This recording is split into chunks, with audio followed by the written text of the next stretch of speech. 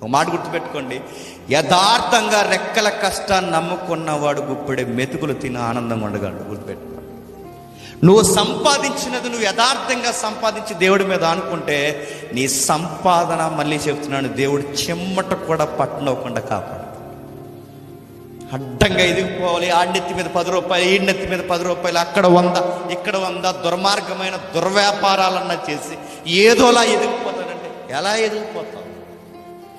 ఒకడు అన్నాడండి, నాకు చాలా తెక్కలేసిందండి, ఎదురుగా లేడు కానీ, అయ్యేం పనులు దొంగ వ్యాపారాలు అన్నీ చేస్తున్నావు, తప్పు కదా, అలాంటి పనులు చేయకని అడిగితే ఏమన్నాడు చెప్పిన, అది బిజినెస్సే, కష్టపడుతున్నావు అన్నాడు.